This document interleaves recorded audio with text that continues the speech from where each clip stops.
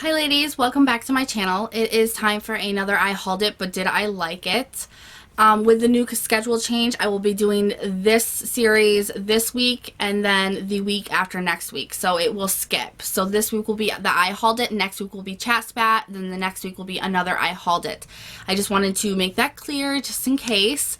So this week I actually have some pretty good products to show you guys that I'm excited to do a review on. So let's just dig right into them. The first product I want to review is the Sonia Kashuk Perfect Luminous Foundation.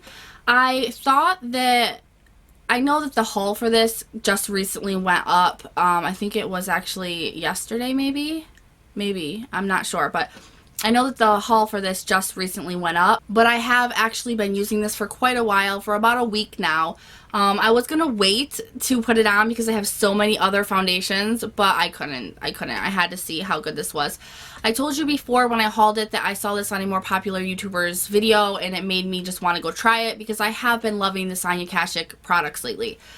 I would say that this is not as great as she said it was, and that's another problem with some YouTubers, is they can over dramatize certain things and it's not as good as she said it was. She said it was like a holy grail, that it's better than most high ends. I have to disagree.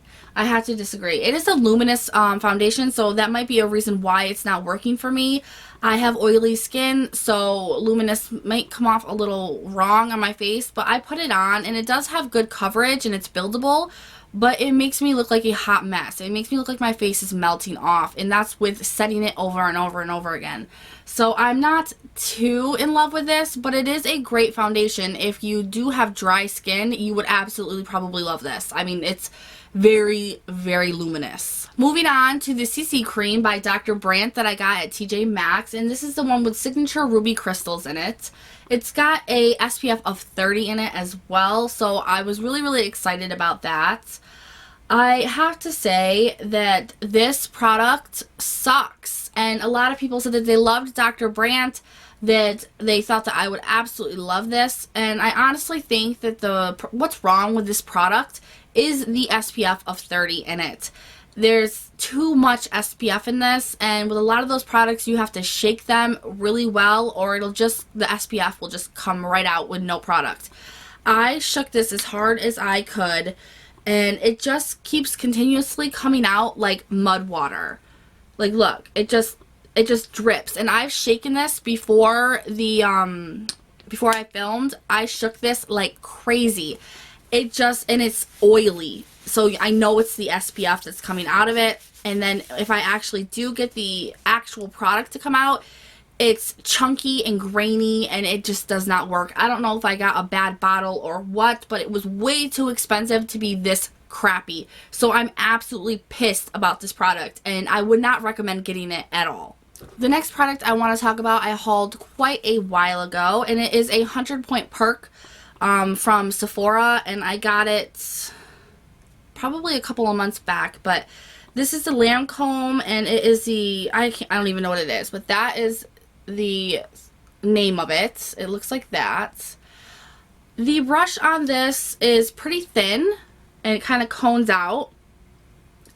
I wanted to try this because I had the Lancome Grandiose. I absolutely love that mascara, so I wanted to try this, and I got it with the Lancome Cils Booster, which I also cannot live without that Cils Booster. I love it. This is just you know, it's just okay. And I'll have all of the product names below along with how much they cost. I got this for free, and it's a good thing I did because it's not worth, in my opinion, paying as much as it is for. And I'm not exactly sure the price. I might have it up here or down below in the description box, but it's not worth it. I could only end up using it on my bottom lashes, and it's okay. There's nothing wrong with it, but there's nothing special about it. So when there's nothing special about a high-end mascara, I won't buy it because I'm not buying a mascara for that price if it doesn't do something spectacular. The next product I want to talk about is the Sonia Kashuk limited edition palette that I got, and this is in Deco Starlet. And I told you guys I was in love with this. This is what it looks like. It's absolutely gorgeous. And it is an eyeshadow palette. It comes with gold, a dark, and they're all very sparkly, shimmery. A gold, dark brown, black here in the middle, and then white at the corners and the ends here. I love this. This is amazing, you guys. It's so amazing. It's so creamy. I love the gold. It just feels like a cream, but it's not. The pigmentation on it, wonderful. I love it. I have nothing bad to say about this. If I were you guys, I would run to your store and see if they have it, because they are running out of these quickly and they are amazing. This cost me $20. It's absolutely high-end formula, absolutely high-end packaging, if you can't tell. Hard case, gold, love it. So for 20 bucks, I mean, if this was an actual high-end product, it would cost you a lot more than $20. And it's limited edition, so it will not be for sale all the time. So I would really urge you to go grab this if you can find it, because it is the best thing I've ever gotten out of the drugstore. The next product I want to review is the Lorac Princess palette. I got it out of that holiday palette thing that my husband got for me, and I was eyeing it, and that's why he got it, but I've never tried any Lorac shadows before. And I gave away the Queen one in a giveaway, and then I have the 3 other ones, this one and the 2 other ones. I have not used the other 2, but I have used this one, and this is the Princess one. So this is what it looks like. These are the shadows. They are more gold and nude and brown colors, so of course I used this one first. I liked these. I have to say that they're not like, oh my god, you must have them, they are amazing. They're not like that. The formula on them is really, really nice. There's not much of a fallout. It is really, really nice. But it's not as good as that Sonia Kashuk gold. Like, it's really not. And I have shadows that are actually drugstore that are the same quality or they're better. So, I mean, I do like these, and I'm excited to have Lorac in my collection, but there's just nothing spectacular about them. There's nothing that you have to go rush to the store and spend a lot of money on. The next palette I want to review is the Too Faced Chocolate Bar palette, and this was also one of the things that my husband got me for my birthday. It looks like that, and it does smell like chocolate. My daughter was just shocked. Like, she could not believe that there was a makeup palette out there that smelled like chocolate. It was just the best thing in the whole world, and it really is. It really, really is. I like it. I like that there's makeup out there that actually smells like chocolate. I use this every single day since I've gotten it. Every single day since I have gotten this, since before my birthday on the 18th of November, used it every single day. If I don't use the colors, I always use this right here. After I put on my eye primer, I always put on that shade, and then I start my makeup, and it makes everything just blend out so well. This is absolutely worth it. This is the kind of palette and product that I would tell you is worth spending the money. If you don't have money enough to always buy high end, and you just want to splurge one day, and you just are like, what can I buy that isn't going to be a mistake, that is just going to be universally amazing? This is your girl. Pick it up.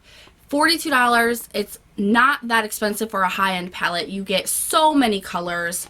I have heard people say that they find it hard, that the colors are too close together, that they find it hard to get looks out of this. I have not had that problem one bit. Not one bit. I absolutely love this. I just love it.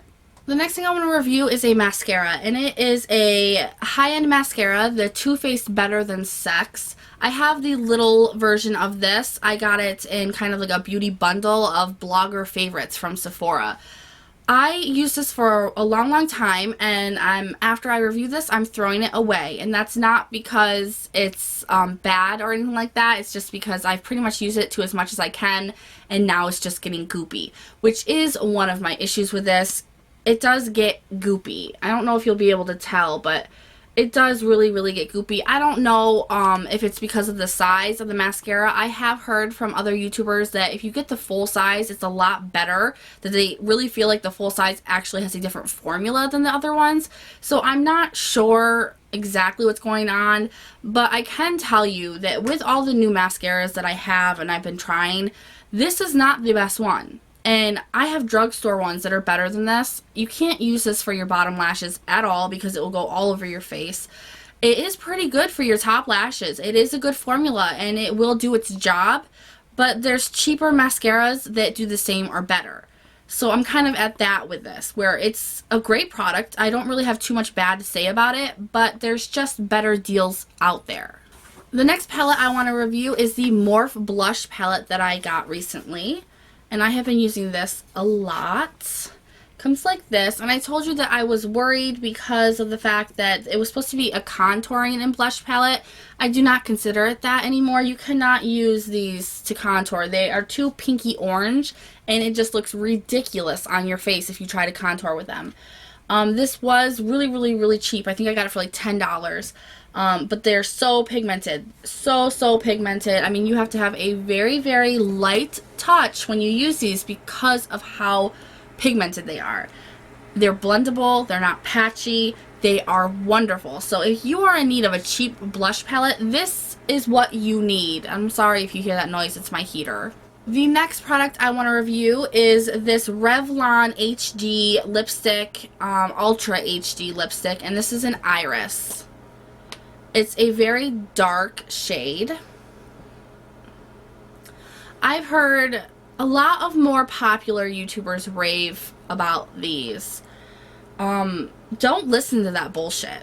Seriously, don't listen to that bullshit. It looks like that. It is a very pretty shade, but these are a bit more expensive than the regular lipsticks, and their lip glosses in this line as well are a bit more expensive. This is not that good. For one, they call it HD because there's big chunks of glitter in it, in the lipstick. That's the only thing HD about it. The packaging is very cheap. Very cheap. Not that great looking. The formula itself just smudges everywhere. I mean, if you accidentally nick it with your finger, or if you smoke, or if you drink or eat something, this is going to end up all over your face. So I actually really do not like this, and I want to throw it away. So I don't really understand why people are kind of raving about these, or saying that they're really a great product, because they are absolutely not.